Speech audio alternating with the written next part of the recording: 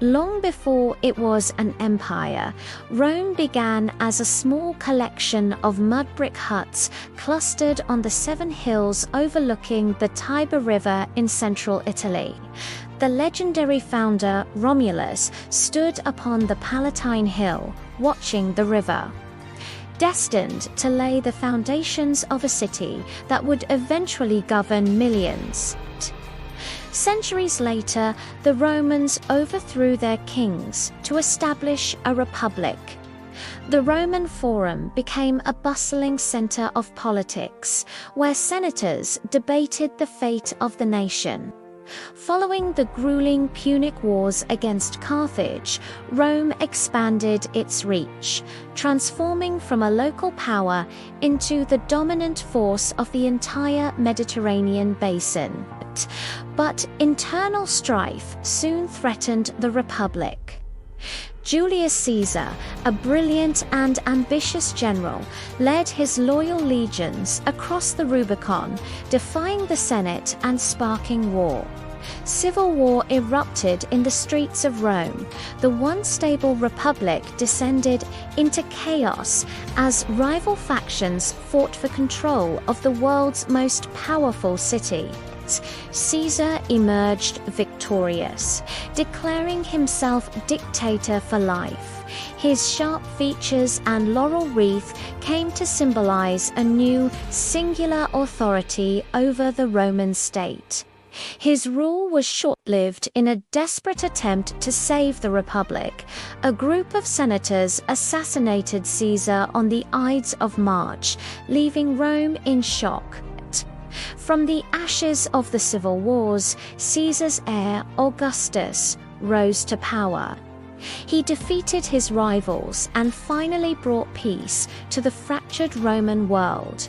Augustus was crowned the first emperor, marking the end of the Republic and the beginning of the Pax Romana, a long era of unprecedented stability.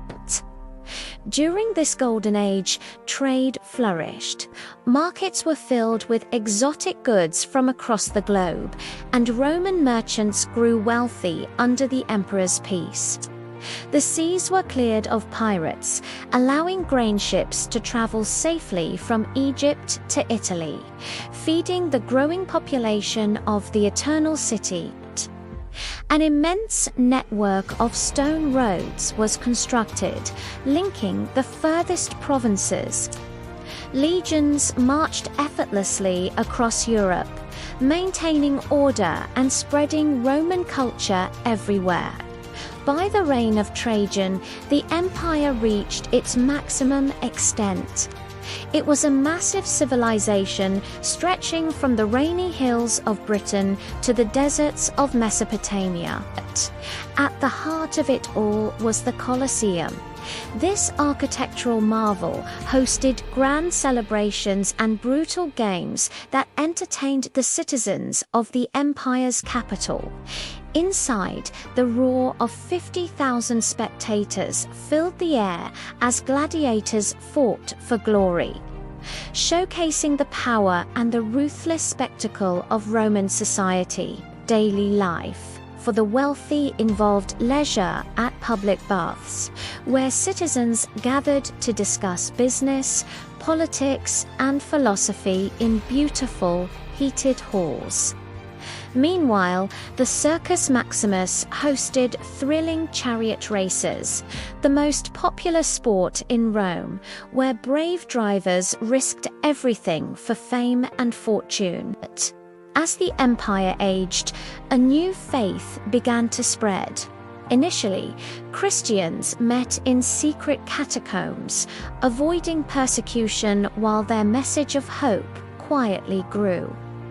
Everything changed with Constantine the Great. Before a decisive battle, he saw a vision of a cross in the sky, leading him to embrace Christianity.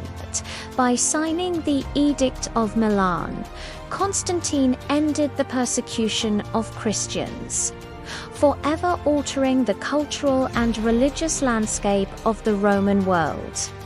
grand basilicas began to rise, blending classical Roman design with Christian function, signaling a new era of state-sponsored religion that would dominate Europe. However, the 3rd century brought crisis.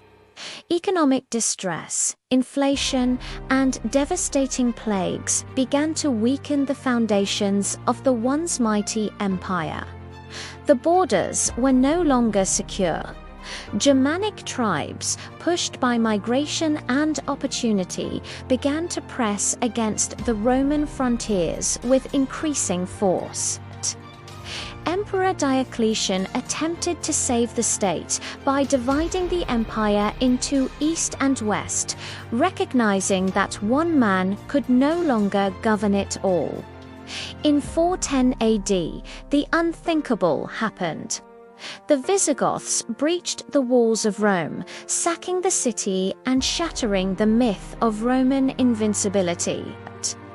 Finally, in 476 AD, the last Western emperor, a young boy named Romulus Augustulus, was deposed, marking the formal end of the Western Roman Empire.